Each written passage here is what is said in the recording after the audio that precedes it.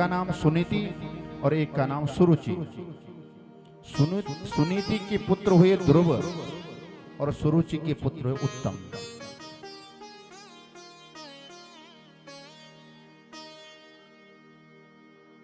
सुनीति का मतलब सुष्ठुर नीति यस्सा सुनीति, जो अच्छी नीति के अनुसार काम करे, यानी जो धर्म के अनुसार कार्य करे वो सुनीति है। और सुरुचि का मतलब क्या होता है? जो अपने मन की करे, अपने रुचि के अनुसार काम करे वो सुरुचि। किसी की नहीं सुने, केवल अपने ही मन के अनुसार काम करे वो सुरुचि।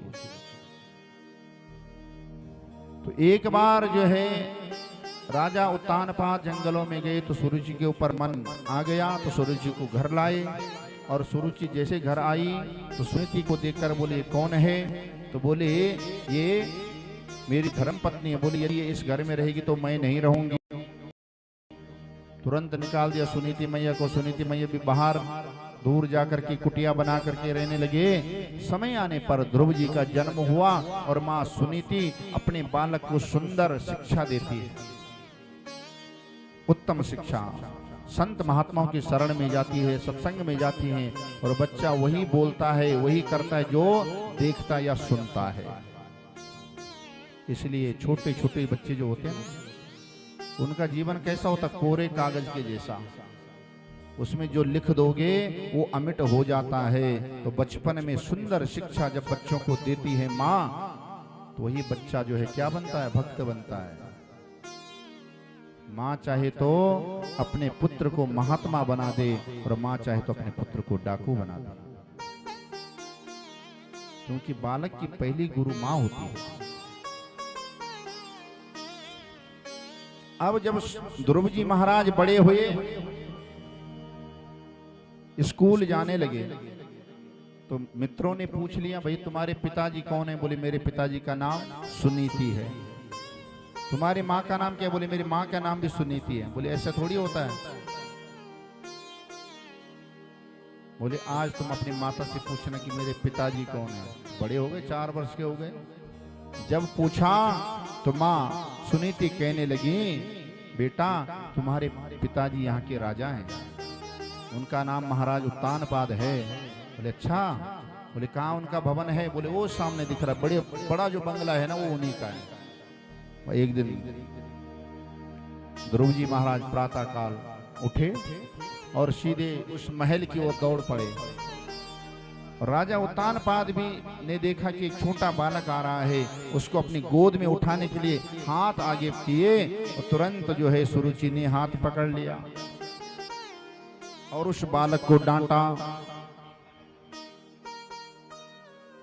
और क्या कहा? यदि तुम जो है इस आसन पर बैठना चाहते हो, अपने पिता की गोद में बैठना चाहते हो, तो तपसाराध्य पुरुषम तस्सेवानुग्रहेण में गर्भे त्वं साधयात्मानं यदि इच्छसि नृपासनम।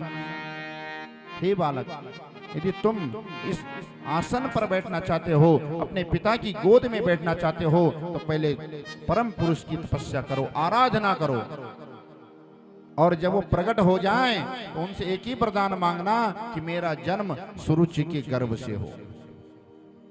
देखो मां सुरुचि ने अपने गर्भ को भगवान से ऊंचा बता दिया।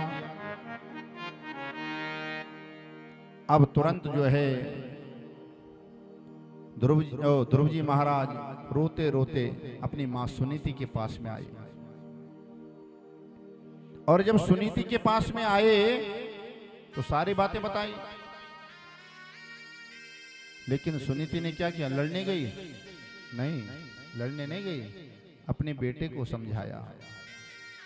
मां मंगलम तात परीशुमस्थान भुंक्ते जनो यत् पर दुख दस्ता सत्यम सुरुच्याभिहितं भवाम्ने यद दुर्भगाया उदरे गृहीत्वा। हे बेटा, किसी के अमंगल की बात नहीं करते, किसी के बारे में गलत नहीं सोचते। तेरी माँ सुरुचि सच कहती है, तेरा सबसे बड़ा दुर्भाग्य तो यही है कि तूने मेरे गर्भ से जन्म लिया। अरे उसके गर्भ से जन्म लेता, कम से कम पिताजी के दर्शन तो करता, पिता की गोद तो मिलती बैठने के लिए। खूब समझाया। बोले तूने मुझ मंदभागिनी की गर्भ से जन्म लिया है, इसलिए बेटा यदि तुझे गोद में ही बैठना है तो इस जगत के पिता, संसारिक पिता की गोद में बैठ के क्या करेगा? जो संसार के पिता हैं उनकी गोद में जाकर के बैठ, उस परम पिता की गोद में बैठ, उस भगवान की गोद में जाकर के बैठ। ध्रुव जी बोले कहां मिलेंगे भगवान, कहां मिलेंगे? मां सुनीति कहती हरि व्यापक सर्वत्र समाना, प्रेम से प्रगट होई मैं जाना। हरि व्यापक सर्वत्र समाना, प्रेम से प्रगट होई मैं जाना। हरि व्यापक सर्वत्र समाना, प्रेम से प्रगट होई मैं जाना। हरि व्यापक सर्वत्र समाना, प्रेम से प्रगट होई मैं जाना। बेटा वो कहाँ नहीं, कण कण में व्याप्त हैं भगवान, तो हर जगह हैं, हर तरफ हैं। बस ध्रुव जी के मन में बात बैठ गई। रात्रि को शयन किया। माँ सुनीति ने सोचा चलो अभी समझा देते हैं, भूल जाएगा रात भर में। लेकिन बाल हट बहुत भयंकर होती है। जब बच्चा किसी बात की जिद करता है ना, और जब तक वो वस्तु उससे मिल नहीं जाती तब तक वो शांत नहीं बैठता है। ध्रुव जी महाराज प्रातः काल उठे और जंगल की ओर चल पड़े कि मेरी मैया ने कहा कि भगवान हर जगह है, तो चल पड़े। रास्ते लग गए और आकाश मार्ग से नारद जी आ रहे थे।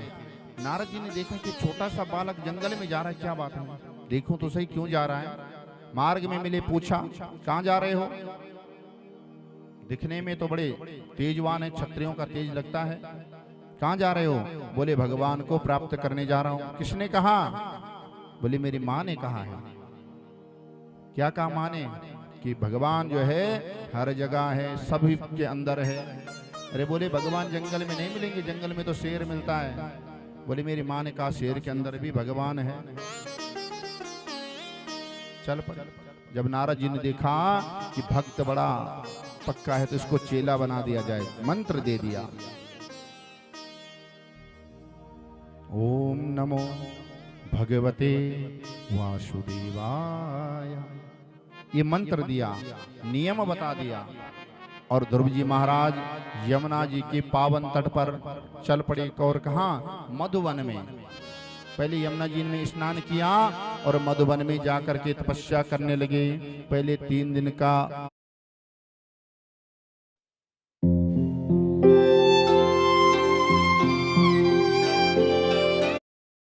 3 दिन का नियम बनाया पहले महीने में। दूसरे महीने में 6 दिन का नियम बनाया। कभी जल पी करके, कभी पत्ते खा करके, कभी जो है घास खा करके, फिर हवा पी करके, और फिर सब कुछ त्याग दिया। और अंतिम में केवल अपने श्वास को भी रोक लिया। प्राणायाम, ऐसा प्राणायाम लगाया कि श्वासों को रोक दिया। और जब श्वासों को रोका और तुरंत भगवान का भजन करने लगे। ओम नमो भगवते वासुदेवाय, ओम नमो भगवते वासुदेवाय, ओम नमो भगवते वासुदेवाय, ओम नमो भगवते वासुदेवाय, ओम नमो भगवते वासुदेवाय, ओम नमो भगवते वासुदेवाय, वासुदेवाय नागराजाय, वासुदेवाय नागराजाय, वासुदेवाय प्रभु नागराजाय, वासुदेवाय मेरो नागराजाय। ओम नमो भगवते वासुदेवाय, ओम वासुदेवाय ओम नमो भगवते वासुदेवाय ओम नमो भगवते वासुदेवाय वासुदेवाय नंद नंदनाय वासुदेवाय नंद नंदनाय वासुदेवाय नंद नंदनाय वासुदेवाय नंद नंदनाय ओम नमो भगवते वासुदेवाय ओम नमो भगवते वासुदेवाय ओम नमो भगवते वासुदेवाय ओम नमो भगवते वासुदेवाय ओम नमो भगवते वासुदेवाय ओम नमो भगवते वासुदेवाय ओम नमो भगवते वासुदेवाय ओम नमो भगवते वासुदेवाय ओम नमो भगवते वासुदेवाय ओम नमो भगवते वासुदेवाय ओम नमो भगवते वासुदेवाय ओम नमो भगवते वासुदेवाय। बोले भक्त वत्सल भगवान की जय। इस प्रकार ध्रुव जी ने भगवान की तपस्या की और जब ध्रुव जी ने प्राणायाम लगाया ना तो समस्त संसार में जितने प्राणी हैं सबके प्राण श्वास रुक गए और सारे के सारे कहां गए? भगवान के पास गए। नैवं विदामो भगवन प्राणरोधम चराचरस्याखिल सत्वधाम्ना विदेहि तन्नो वृजनाद् विमोक्षम प्राप्ता वयं त्वां शरणं शरण्यम्। हे प्रभु, आज जो है समस्त प्राणी मात्र का प्राण रुक गया है। ऐसा तो हमने पहले कभी नहीं देखा। ऐसा क्यों हुआ? तो भगवान नारायण ने कहा, चिंता मत करो, मां भैष्टबालम तपसो दुरात्यया निवर्त्ययिष्ये प्रतिया स्वधाम यतो हि वा प्राण निरोधियासि औतान पादिर मयि संगतात्मा। भगवान ने कहा, हे देवताओं, क्यों चिंता करते हो? तुम डरो नहीं। ये मेरा अनन्य नन्ना सा भक्त उत्तानपाद राजा का पुत्र मेरा भजन कर रहा है, इसीलिए सबके प्राण अवरुद्ध हैं। देखो भजन का प्रभाव देखो। आज भगवान दर्शन देने नहीं जा रहे हैं, आज भगवान ध्रुव महाराज के दर्शन करने जा रहे हैं, क्योंकि भगवान सदैव भक्त के वश में होते हैं। आज ध्रुव जी के दर्शन करने के लिए भगवान जा रहे हैं और जैसे ही गए, लेकिन आवाज लगाई, बेटा ध्रुव आंखें खोलो। मधुबन में भगवान पहुंच गए चतुर्भुज स्वरूप में। बोले, बेटा ध्रुव आंखें खोलो। लेकिन ध्रुव तो उस दिव्य झांकी को हृदय भवन में बिठाए हुए हैं जो नारद जी ने समझाया मंत्र देते हुए। अब एक क्षण के लिए फिर भगवान ने ध्यान लगा, भगवान ने देखा कि मेरी जो स्वरूप है, मेरा जो स्वरूप है वो तो ध्रुव के मन में बैठा हुआ है, इसलिए ये नेत्र नहीं खोलने वाला। एक क्षण के लिए भगवान ने ध्रुव जी के मन से अपनी झांकी को हटाया, अपने स्वरूप को हटाया। ध्रुव जी विचलित हो गए कि जो भगवान का स्वरूप मेरे हृदय में विराजमान था वो कहाँ चला गया। एकदम विचलित हुए और जमीन पर गिर पड़े। नेत्र खोला तो जो झांकी हृदय भवन में थी वही सामने खड़ी है। अब कुछ बोलना चाहते हैं लेकिन कुछ बोल नहीं पाते। छोटा सा बच्चा 4 साढ़े 4 साल का क्या बोले? तो भगवान ने अपना दिव्य शंख निकाला। शतम विवीक्षंत मतद्वितिम हरि ज्ञातस्य सर्वस्य च हृदय अवस्थिता कृतांजलिर्ब्रह्ममयेन तेन कंबुना पस्पर्शबालम कृपया कपोले। अपना दिव्य शंख निकाला और द्रौपदी के गालों से स्पर्श करा दिया, और जैसे स्पर्श किया द्रौपदी के अंदर समस्त शास्त्रों का ज्ञान प्रविष्ट हो गया। बोले भक्तवत्सल भगवान की जय। अब द्रौपदी स्तुति कर रहे हैं, अब भगवान की स्तुति करते हैं। योन्ता प्रविश्य मम वाचमिमां प्रसुप्तां संजीवयत्यखिल शक्तिधरा स्वधाम्ना अन्यास्य हस्तचरणा श्रवण त्वगादीन् प्राणान्नमो भगवते पुरुषाय तुभ्यं। ध्रुव जी कहते हैं, हे प्रभु, हे सर्वशक्तिमान, हे जगन्नियंता, हे नारायण, आज आपने मेरे अंतःकरण में प्रवेश करके मेरी सोई हुई बुद्धि को जगा दिया है, और जो मेरी वाणी सोई हुई उसको भी सजीव कर दिया, मेरे प्रत्येक अंग को जो है प्रफुल्लित कर दिया, चेतना दे दी सब अंगों में। या निर्विस्तन्नवृता तब पाद पद्मा ध्यानात् भवञ्जन कथा श्रवणेन वास्या सा ब्रह्मणि स्वमहिमन्यपि नाथिमाभूत् किं त्वन्तकाशिलुलितात् पततां विमाना। हे भगवान, आपके चरण का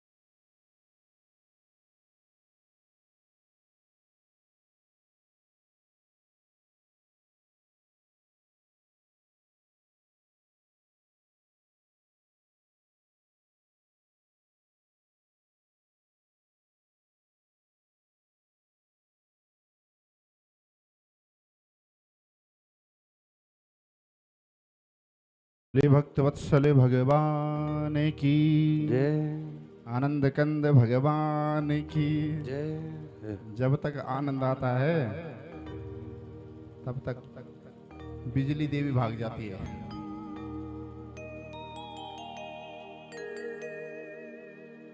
ध्रुव जी कहने लगे, महाराज हे गोविंद,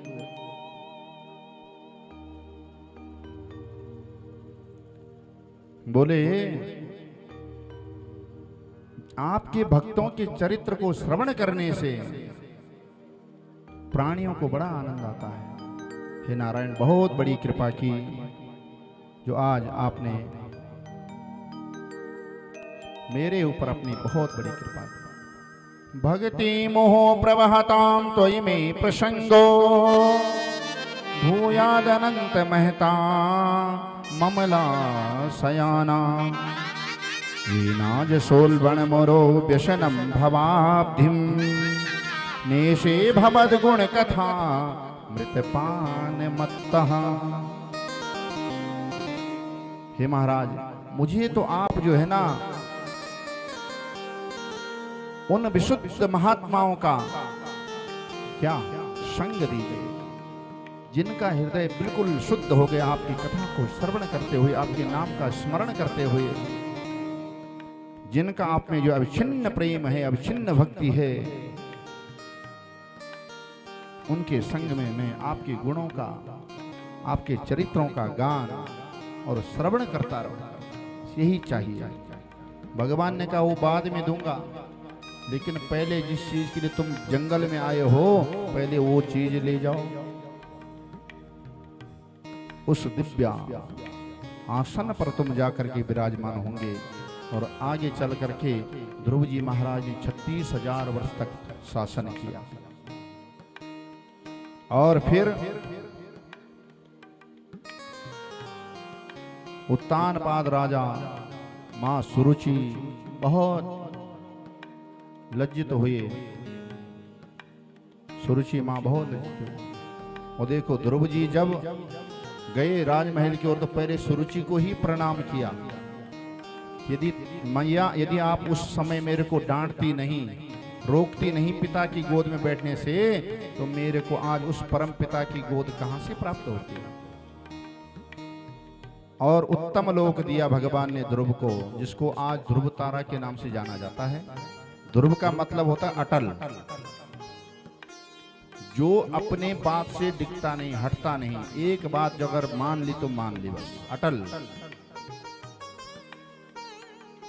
और प्रभु कृपा हो जाए तो मूकम करोति वाचालम पंगुम लंघयते गिरिम यत्कृपातमहं वंदे परमानंद माधवम। गूंगा भी बोलने लगता है, अंधा देखने लग जाएगा, अपंग चलने लग जाएगा।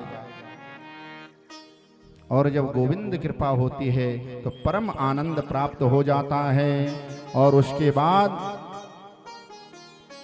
फिर ध्रुव जी महाराज ने अंतिम समय में क्या किया, जब समय पूरा हुआ ध्रुव जी का, तो मृत्युदेव के सिर के ऊपर पैर रखा और सशरीर विमान में बैठ करके अपने धाम को चलेगी। इससे पूर्व जो है विवाह हुआ, पुत्र हुए, आदि आदि बहुत लंबी कथा है, लेकिन सूक्ष्म करके सुना रहे हैं। और तब चल करके मृत्यो मूर्धनि पदम दत्वा आरोहाद्भुतम गृहम, और उस अद्भुत घर में चले गए जहां भगवान ने उत्तम लोक दिया है। उस ध्रुव लोक में ध्रुव जी महाराज पहुंच गए। बोले भक्त वत्सल भगवान की जय। ध्रुव सगलानि जपेउ हरि नाउ, ध्रुव सगलानि जपेउ हरि ओ, ध्रुव सगलानि जपेउ हरि नाउ, ध्रुव सगलानि जपेउ हरि नाउ, ध्रुव